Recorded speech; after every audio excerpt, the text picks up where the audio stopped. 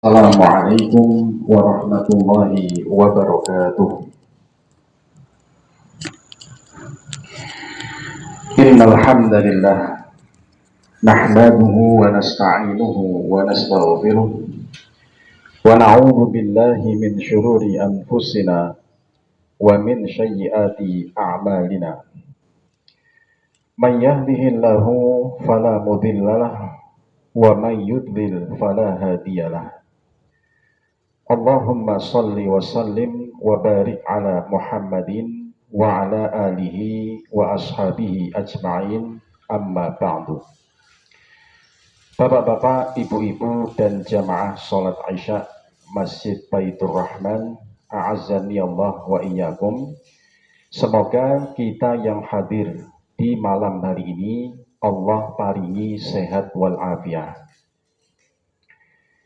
juga diparingi rizki yang banyak dan barokah, dan kelak kita semuanya diizinkan Allah wafat husnul khotimah. Allahumma amin. Marilah kita syukuri semua nikmat yang sudah Allah hadirkan sampai hari ini. Perbanyaklah lisan kita dalam mengucapkan kalimat tahmid alhamdulillahirabbil alamin. Satu bentuk ucapan syukur yang kata Nabi sallallahu alaihi wasallam, man qala alhamdulillahi rabbil alamin.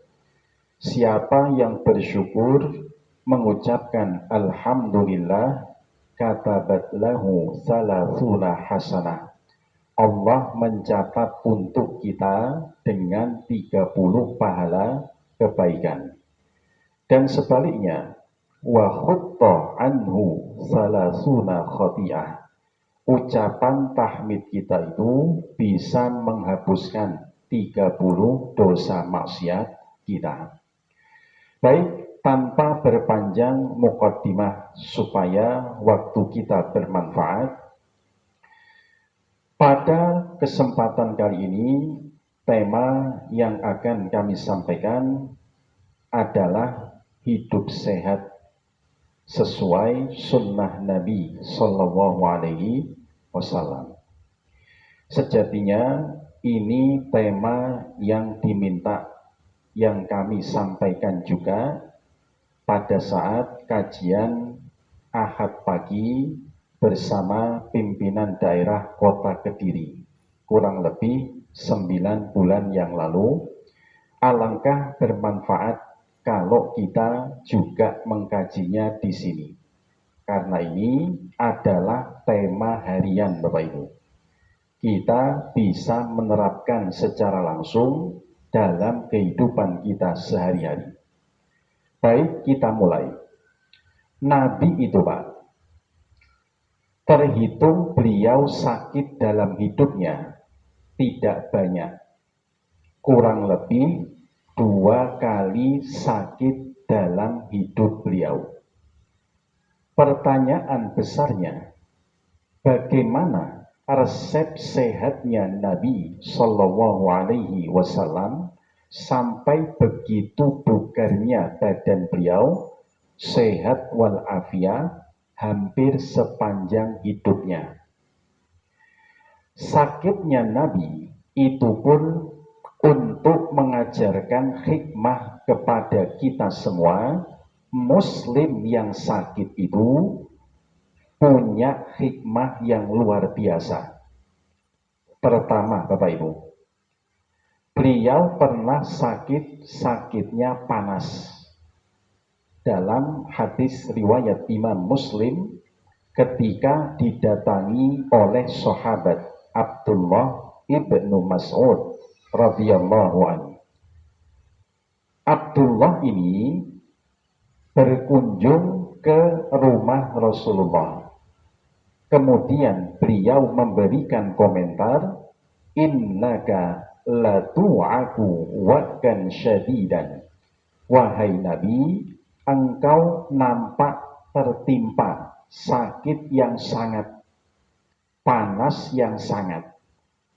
Beliau membenarkan Bapak Ibu, dan beliau menjelaskan bahwasanya setiap muslim yang diberikan ujian sakit oleh Allah, kemudian dia bersabar, falahu ajrun, dia dapat pahala kebaikan.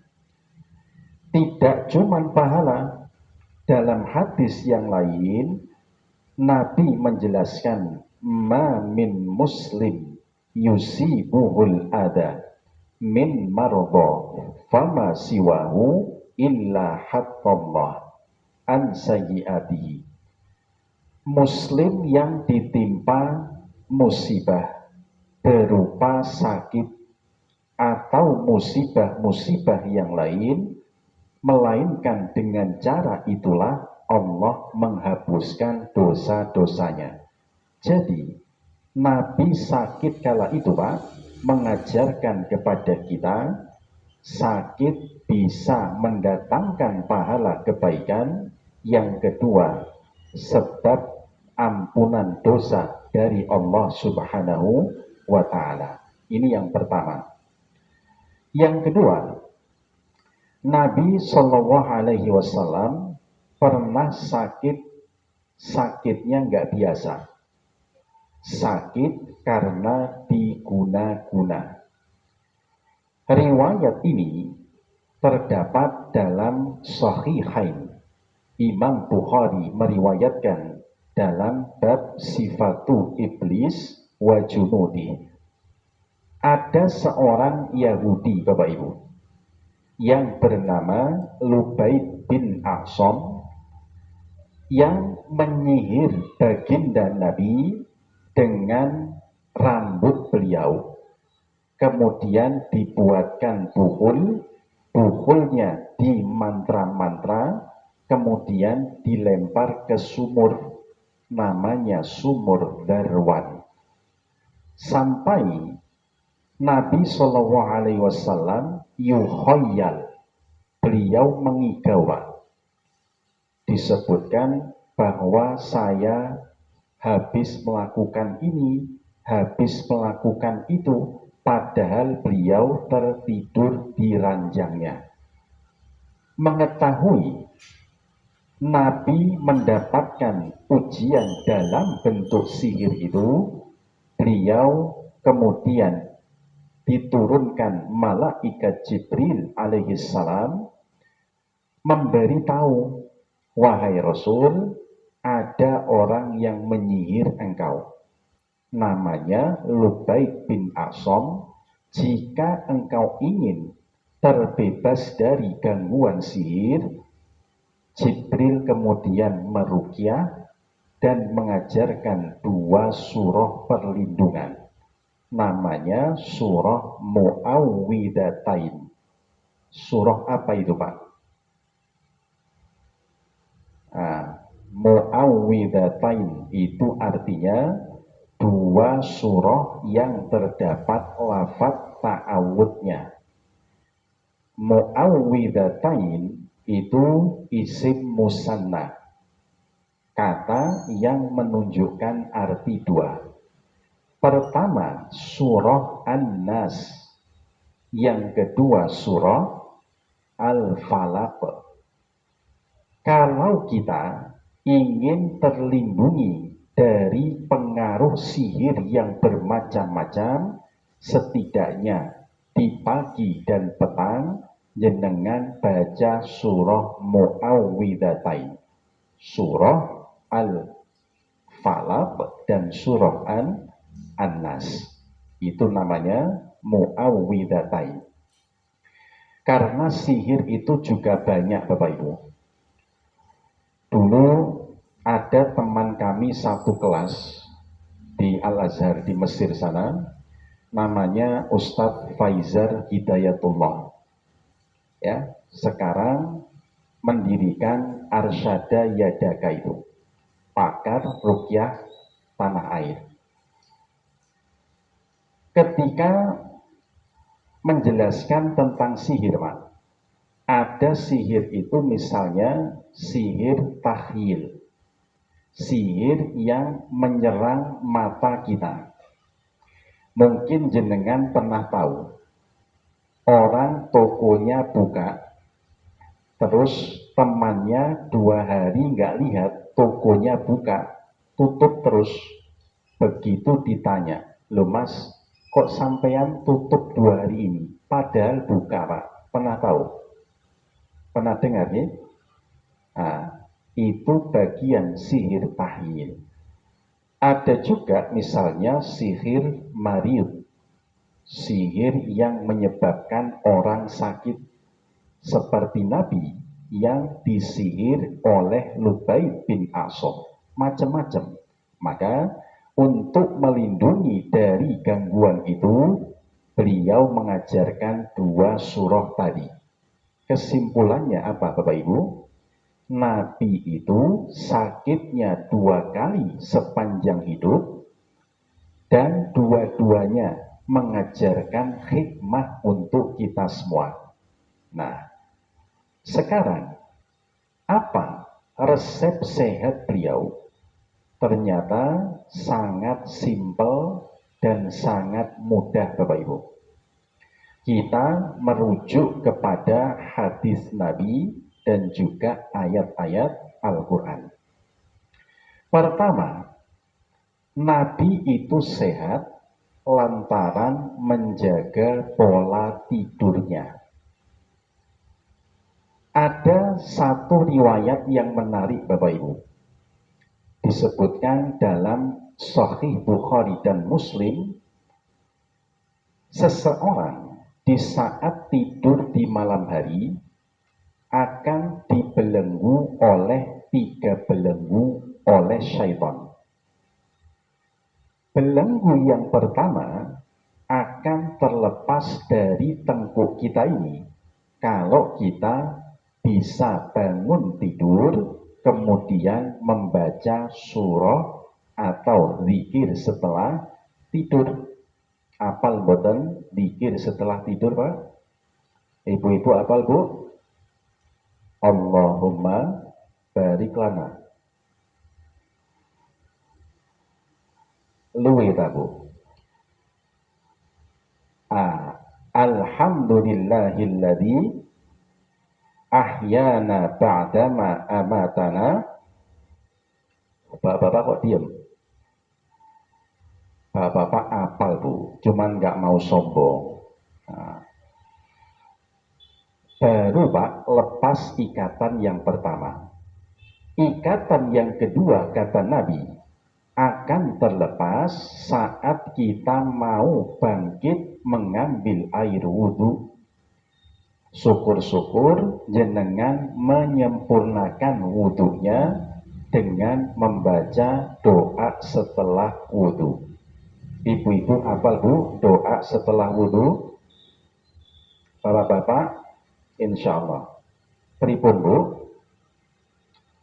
Asyhadu an la ilaha illallah wa asyhadu anna Muhammadan abduhu wa rasuluh. Allahumma ja'alni minat tawwabin wa ja'alni minal. Penting Pak dihafal.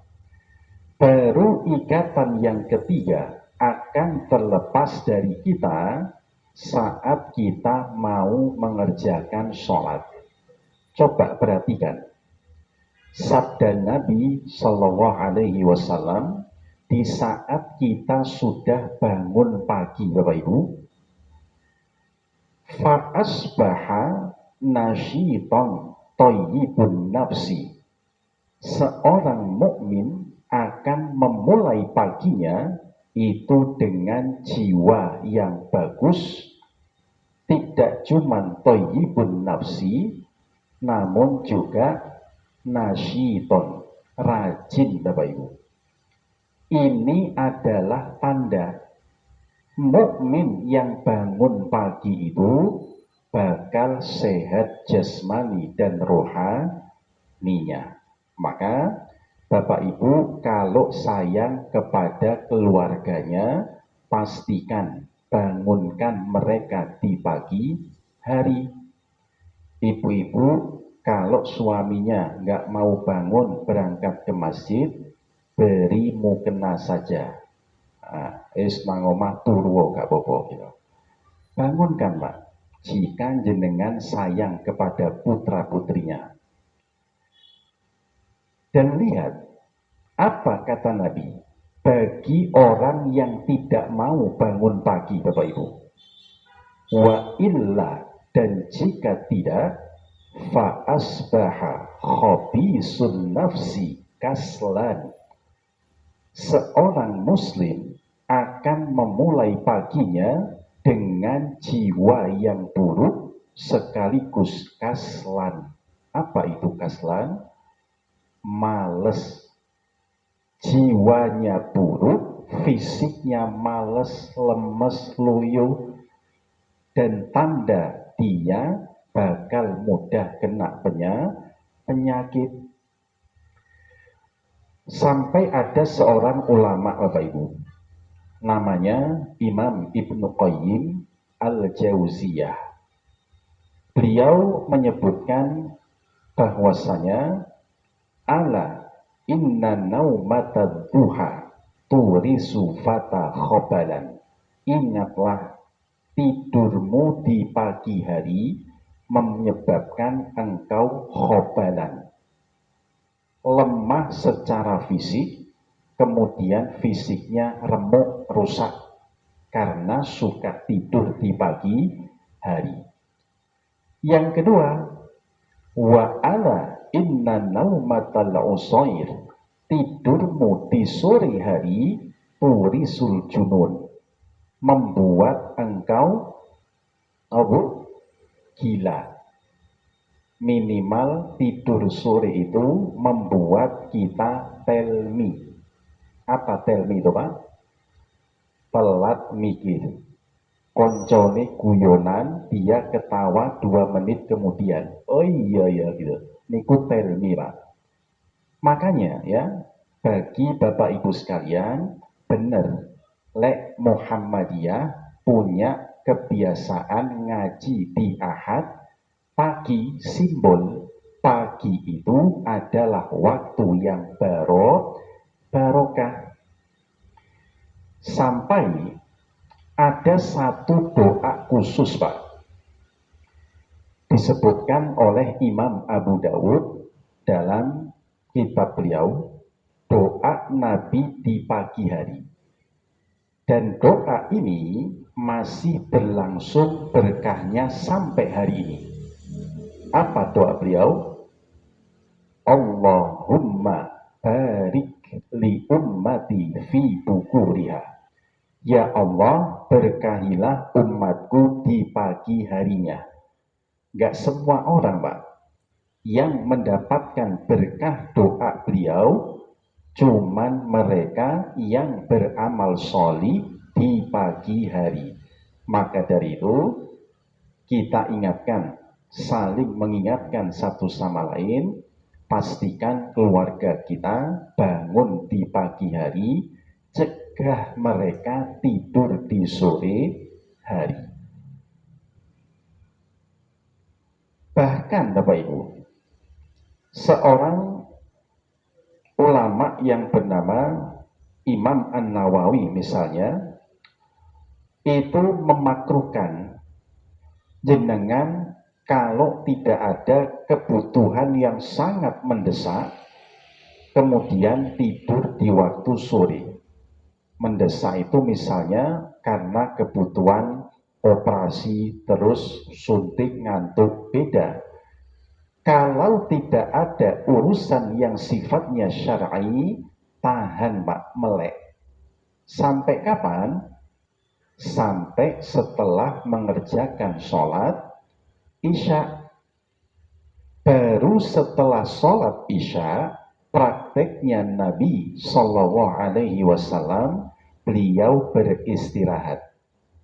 Dan ketahuilah, seandainya tidak ada urusan yang mendesak, kados ngeten iki syar'i boleh ya.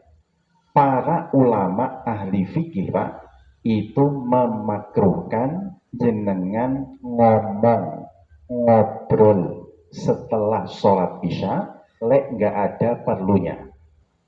Nah, lek ada urgensi seperti ini, monggo ya, kalau ada keperluan. Ini Pak, resep yang mudah, namun banyak di antara kita yang lalai. Mulai sekarang, marilah kita latih ya, bangun di pagi hari dan tidak tidur di sore hari. Yang kedua, ketika beliau tidur, beliau biasa memposisikan lambung beliau ke sebelah mana? Ke sebelah kanan. Hadis Imam Muslim sahih. Beliau miring ke sebelah kanan. Nanti kalau jenengan sudah ngorok, sudah merem, Bu, mau mengurep, kan nggak sadar, bebas. Mau jengking, bebas. Tapi kita mulai tidur kita itu menghadap ke sebelah kanan. Ini Pak. Dan ahli medis itu punya riset, orang yang tidur menghadap kanan Pak, paginya lebih lancar. Apa nih sing lancar? Fesesnya ngapunten ya, buang air lebih lancar. Ini resep yang sangat mudah Bapak Ibu. Mari kita terapkan dalam kehidupan kita sehari-hari. Yang kedua, resep sehatnya Nabi Shallallahu Alaihi Wasallam itu karena menjaga pola makan beliau. Pola makan, Mak. Nabi itu di saat beliau dikirimi oleh Raja Mesir, namanya Raja Muqawqis. Jadi kisahnya, beliau pernah berkirim surat ke Raja Muqawqis di Mesir sana tentang risalah dakwah Islam. Sama Raja Muqawqis, surat dakwah Nabi ini Pak dibalas dengan baik, diterima dengan baik sambil diberikan hadiah. Di antaranya diberikan sosok yang besok jadi istri beliau, namanya siapa? Maria Al-Qibtiyah. Ini hadiah dari Raja Mesir saat itu. Nabi juga dikirimi seorang tabib, seorang dokter di masa itu. Dokter dari Mesir ini Pak, sejarah mencatat kurang lebih 8 bulan lamanya bertugas di Madinah. Dan dia tidak menjumpai orang Madinah yang fisiknya loyo, tidak menjumpai orang Madinah yang sakit-sakitan. Lah wong dokter Pak, kok jarang ngobati orang?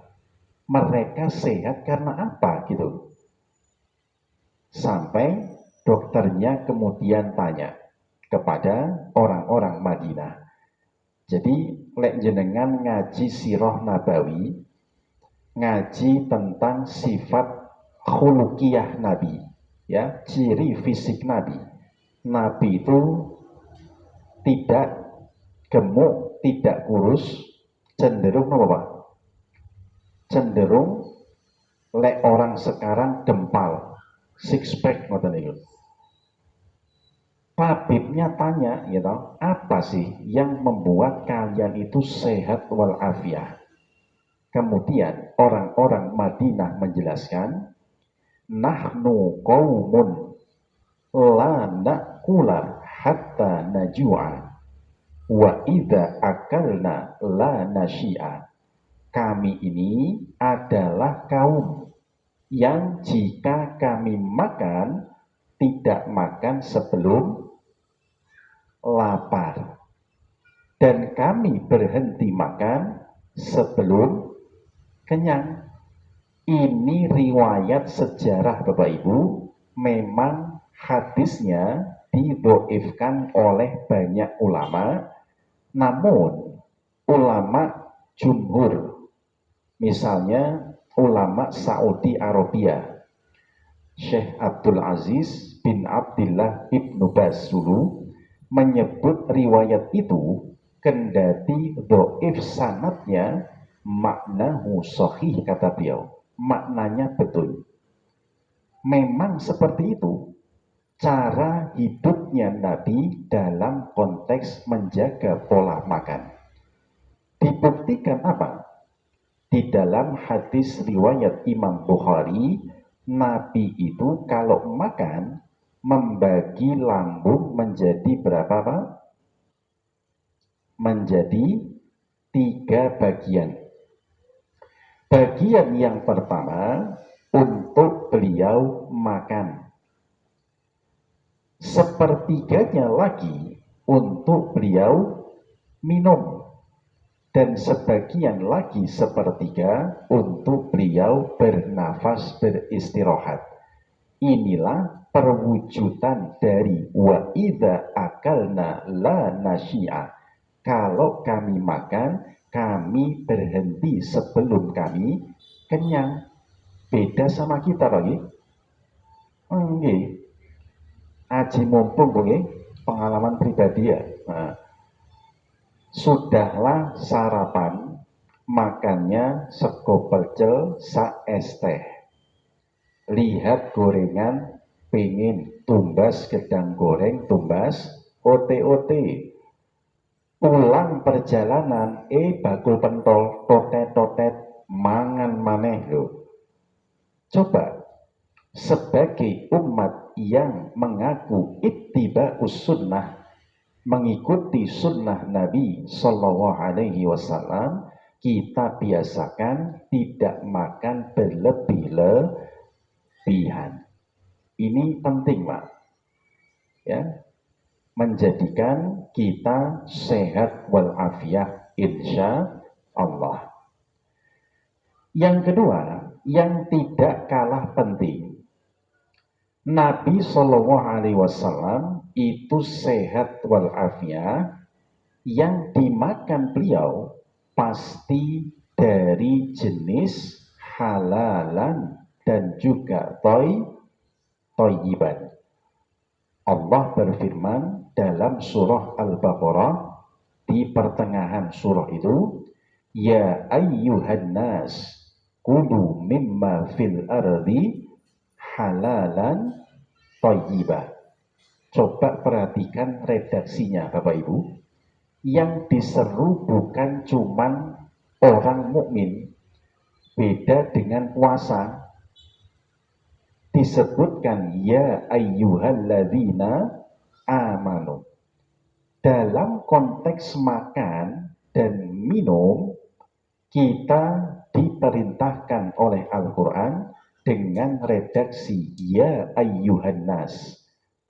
Kata para ulama ahli tafsir, kebetulan jurusan saya ini tafsir aslinya Pak, ya. S1, S2 saya tafsir.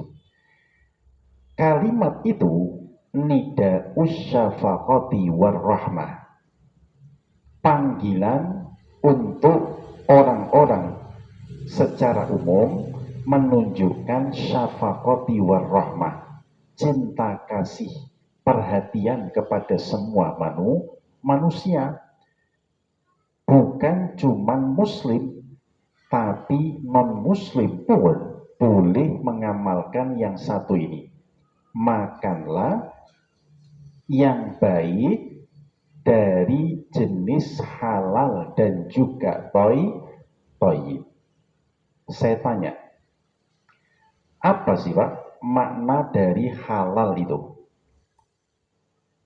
Nopo? Bebuk. Nah, halal itu artinya boleh, yang dipulihkan oleh syariat untuk kita konsumsi.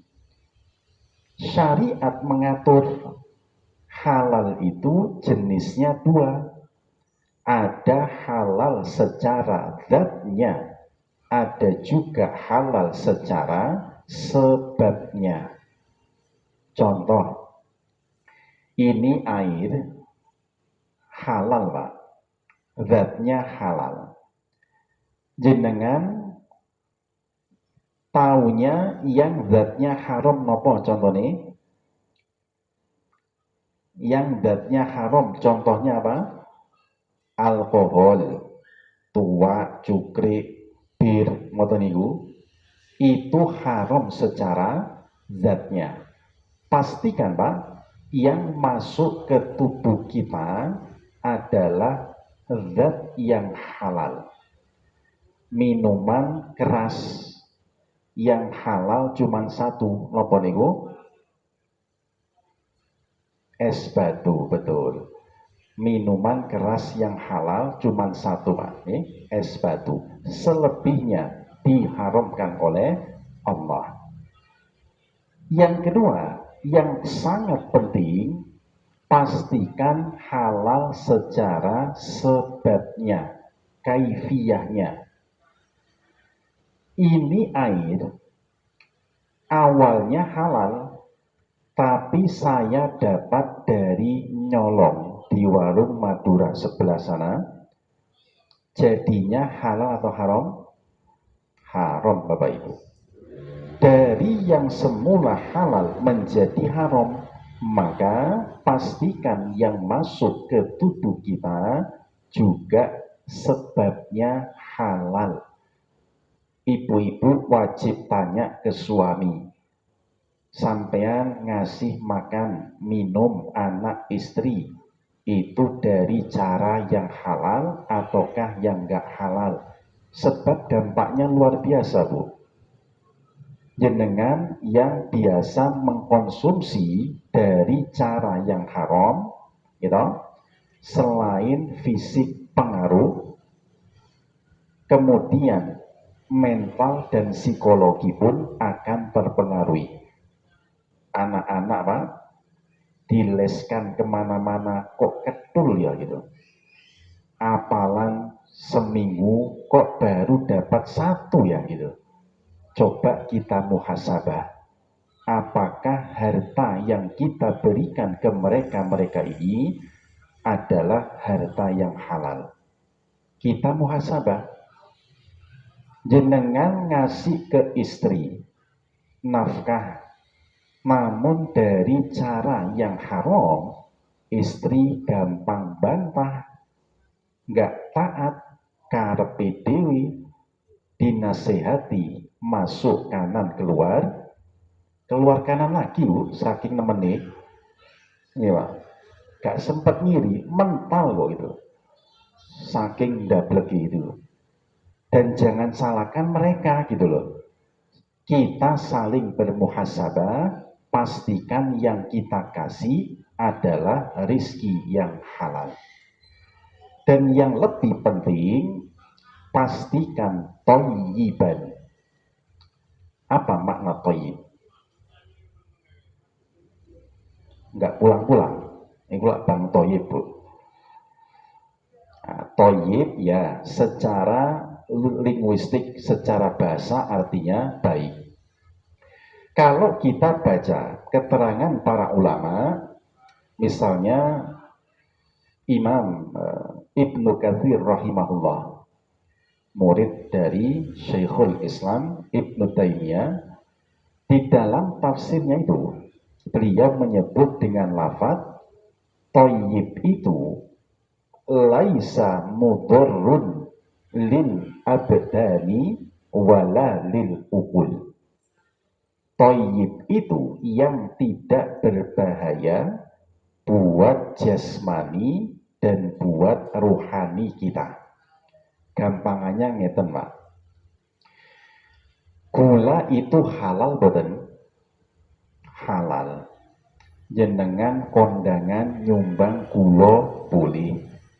Jenengan jualan sembako gula juga boleh. Tapi gula itu bukanlah thayyib bagi penderita apa? Diabetes ya. Kok ngerti? Nah, napa kena diabetes mboten to? Alhamdulillah. Yang toyib bagi penderita diabetes napa Pak? Jagung, gula jagung niku. Yang bagus.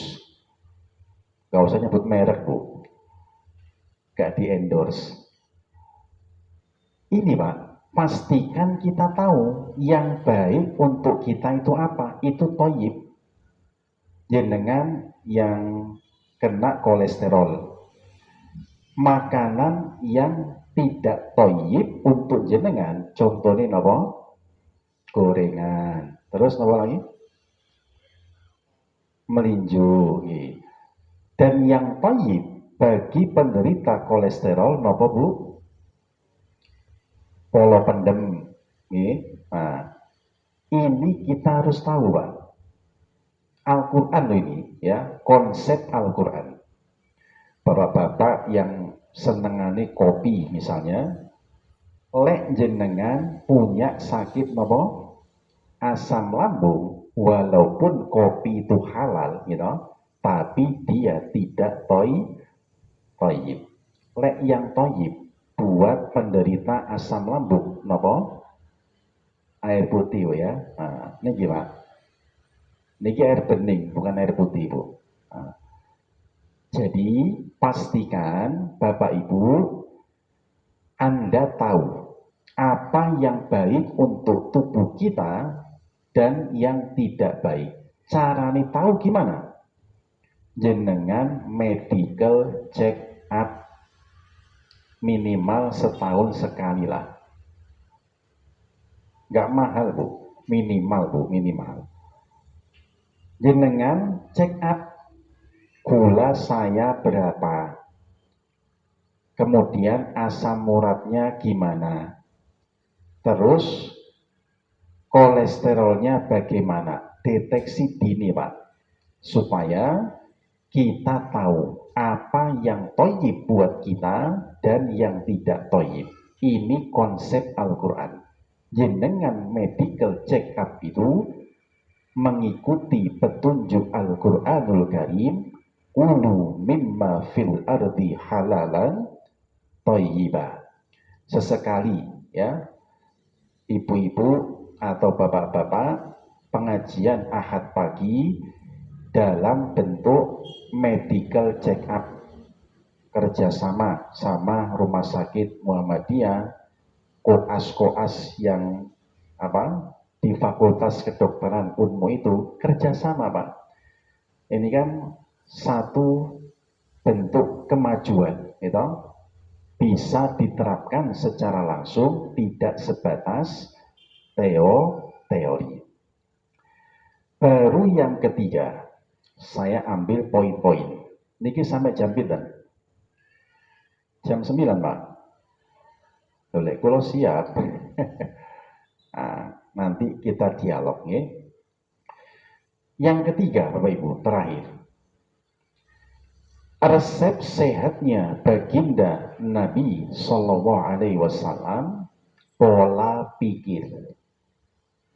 Ketahuilah 90% orang sakit itu Pak disebabkan karena pikiran. Ada satu penelitian yang dibuat oleh Profesor Masaru Emoto kalau nggak salah. Profesor yang pernah meneliti air, air ini Pak, lek jenengan pisui, molekulnya berubah jadi buruk. Pernah tahu baca itu nih? Kalau kita ucapkan sesuatu yang baik, Bismillah misalnya, diterobong gaya kaca pembesar nih, molekulnya indah bagus, membuat kita sehat. Ya, dalam riset yang lain, Profesor Masaru Emoto itu meneliti tentang dampak pikiran terhadap kesehatan jasmani Bapak Ibu. 90% kata beliau sakit itu karena ini. Makanya kemarin di saat musim pandemi ya, berapa banyak Pak orang yang semula sakitnya itu ringan gitu, tapi tertekan secara ini gitu, kemudian muncul penyakit-penyakit yang lain yang awalnya nggak parah, tertekan secara ini makin makin parah. Itu banyak, betul betul. Karena ini Pak, kita lihat Nabi kita Shallallahu Alaihi Wasallam itu sosok yang banyak sekali berzikir, Bapak Ibu. Dengan beliau berzikir, kolbunya menjadi apa? Tenang. Bukankah Al-Quran yang mengatakan ala bidzikrillahi tatmainnul qulub? Ingatlah, dengan zikir hatimu akan menjadi tenang. Nabi itu orang yang kurang sibuk apa Pak? Masalah beliau bukan cuman masalah dapur, bukan cuman masalah rumah tangga. Masalah beliau sampai tingkat negara. Beliau disibukkan mikir dengan banyak hal. Lihat, begitu beliau ditimpa satu permasalahan yang berat, idza hasabahu amrun fasalla, beliau akan sholat memperpanjang zikirnya, Bapak Ibu. Kena masalah gitu, beliau nggak lari ke warung kopi Pak. Nek jenengan kena masalah cilik aja gitu, wis mlayu STK gitu. Beliau boten. Justru dalam kondisi yang berat itu, fasolah, beliau sholat memperpanjang zikirnya. Pertanyaan besar, kenapa kok beliau milih sholat? Karena dengan sholat, batin menjadi tenang, pikiran menjadi tenang, masalahnya nggak hilang, namun mencari solusi lebih mudah nih. Nah, bisa perbanyaklah kita berzikir. Contoh yang lain, masih dalam riwayat Imam Muslim. Kita warga Muhammadiyah Pak, harus dekat dengan sunnah. Apapun merujuklah kepada sunnah. Dikutip oleh Imam Nawawi misalnya dalam bab taubat itu, Nabi itu dalam satu hari satu malam, inni la astaghfirullah aksar min sab'ina marrah. Moco istighfar itu lebih dari berapa Pak? 70 kali. Hadis Imam Muslim. Yang 100 itu riwayat Imam Ahmad dalam musnadnya. Ketika beliau bertanya kepada Hudzaifah bin Yaman. Hudzaifah sampai ditagih Pak. Apa kata Rasul? Aina anta minal istighfar ya Hudzaifah? Istighfarmu mana? Nabi sampai nagih. Innila astaghfirullah mi'ata marrotin kulla yaum. Aku ini beristighfar, minta ampun, berzikir 100 kali dalam satu hari. Nabi orang yang jelas dosanya dimaafkan. Nabi juga orang yang jelas Pak, swargone swargo yang dhuwur.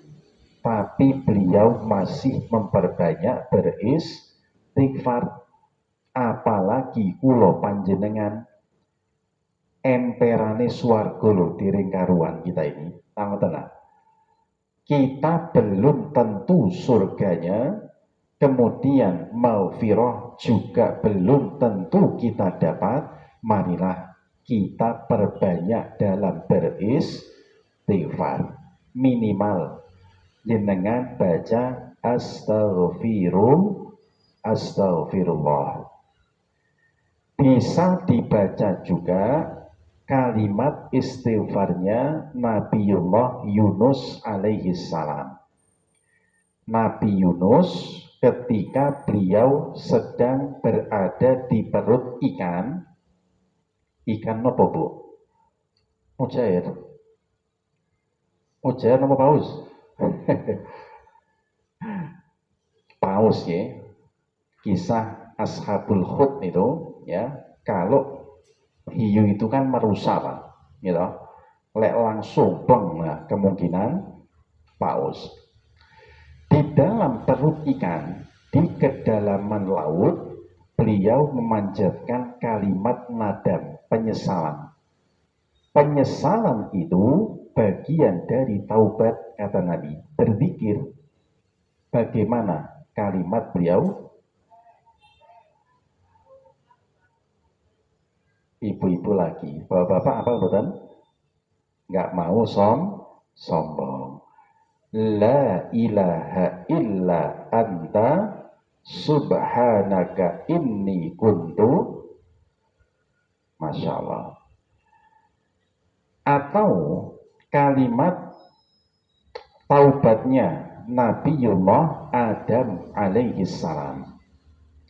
Nabi Adam itu kan diajarkan kalimat Pak, dalam surah Al-Baqarah awal itu. Fatalaqa Adamu mir rabbihi kalimatin fataba alaihi. Dengan kalimat itulah Allah terima taubatnya. Kalimatnya ada dalam surah Al-A'raf. Pripun unine? Masya Allah. Ibu-ibu lagi nih Pak. Bapak-bapak nggak mau sombong. Rabbana dzalamna anfusana wa illam taghfir lana wa tarhamna lanakunanna minal khasirin.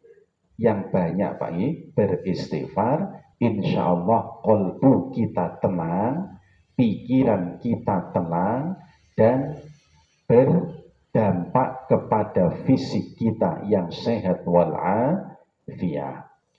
Dan zikir ini juga punya fadilah yang besar, fadilah yang banyak. Jenengan tahu, Nabi itu mengajarkan dua kalimat yang mudah Pak. Ya,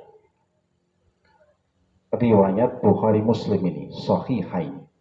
Kalimatani, ada dua kalimat khafifatani 'alal lisan, yang gampang diucapkan lisan, tsaqilatani fil mizan, besok timbangannya abot. Apa yang dua itu? Bagaimana? Kalimat yang mudah tapi pahalanya berat Bapak Ibu. Nah, subhanallah wa bihamdihi subhanallahil.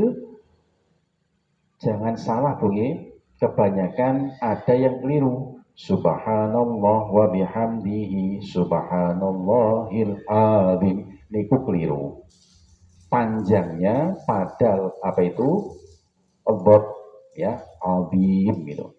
Subhanallah wa bihamdihi subhanallahil azim.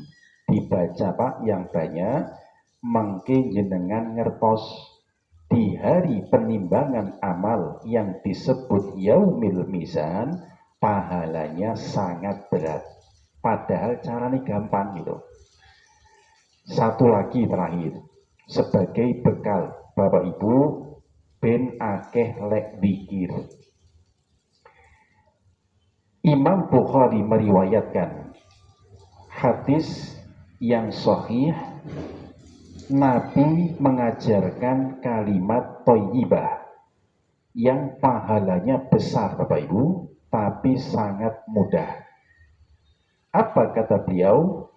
Man qala, siapa yang mengucapkan, yang berzikir, la ilaha illallah wahdahu la syarika lah, lahul mulku wa lahul hamdu wa huwa ala kulli syai'in qadir. Apa Pak? Nah, coba ben gak lali, gak ngantuk. Ingat fatwa tarjih membolehkan kita zikir bareng, tujuannya taklim. Saya anggota Majelis Tarjih Surabaya, aman jawab. Coba ya kita lantunkan supaya nggak lupa, dan yang belum hafal jadi hafal kalimat thayyibah yang barusan. La ilaha illallah wahdahu la syarikalah lahul mulku wa lahul hamdu wa huwa ala kulli syai'in qadir. Asyra marratin, 10 kali. Apa keutamanya? Kaman a'taqa arba'a anfusin min waladi Ismail. Kita dinilai oleh Allah seperti memerdekakan 4 orang budak. Artos budak napa mboten, Pak? Budak itu orang yang tidak punya martabat. Memerdekakan budak pahalanya besar. Sekarang ini budak masih ada atau sudah tidak ada? Sudah tidak ada.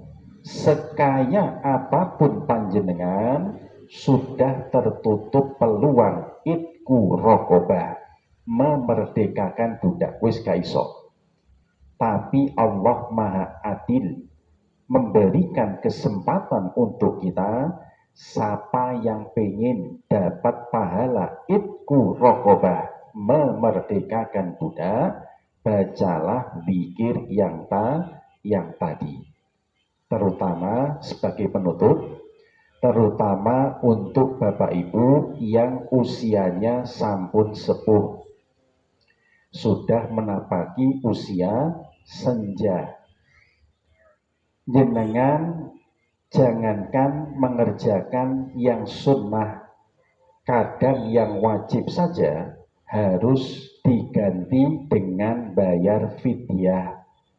Ramadan sampun botenku kuat, jangankan sholat tahajud, sholat rawatib, sholat yang wajib saja harus pakai kursi langetan. Anda yang sudah sepuh, ibadah tidak sekuat dulu, zikir jadi solusi, Pak. Zikir jadi solusi. Ibadah yang mudah tapi dapat fadilah pahala yang besar, sekaligus maghfirah, ampunan dari Allah.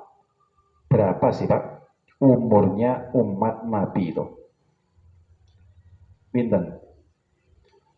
Nikulah umurin Nabi. Umur umat Nabi. Macam-macam boleh. A'maru ummati, hadis Imam At-Tirmidzi, derajatnya hasan baik. A'maru ummati, umur umatku, ma baina sitin ila sab'in au kama qala, antara 60 sampai 70 tahun. Wa aqalluhum yajuzu min dalik, hanya sebagian kecil Pak yang bisa melampaui usia itu. Ayo sekarang kita buktikan. Di sini yang umurnya 70 ke atas ada Pak?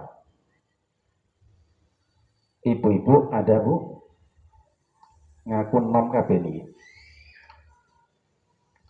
Ibu, 1 Bu, 2. Betul dawuh Nabi, wa aqalluhum yajuzu min dalik, hanya sebagian kecil yang mampu melampaui usia itu. Ibu, bapak, angsal bonus. Yang 60 ke atas adalah, sabar nggih, dilongkas. Dilongkas mari pengajian ini lho. Kok seudon banget toh. Bapak Ibu ngapunten. Kula sik suwe Bu, cek enom kok. Boten guyon. Ngeten, intinya jenengan yang sampun sepuh ya, kita saling menasihati, anggap kula putu panjenengan nggih, nasihati Mbak Dewi. Silahkan perbanyak kita berzikir, khususnya istighfar. Insya Allah jasmani rohani kita sehat, pahala dan ampunan kita dapat, dan kita insya Allah husnul khotimah. Nah, yang nom-nom ngoten sami, silakan perbanyaklah kita berzikir. Pun betul usah kata-kata, lali kok. Sampai di sini Pak, ada yang ingin ditanyakan? Betul? Berarti sedaya paham ya? Insya Allah. Baik. Marilah kita akhiri kajian kita di malam hari ini dengan bacaan doa kafaratul majelis. Subhanakallahumma wa bihamdika asyhadu an la ilaha illa anta astaghfiruka wa atubu ilaik. Billahi taufik wal hidayah. Wassalamualaikum warahmatullahi wabarakatuh.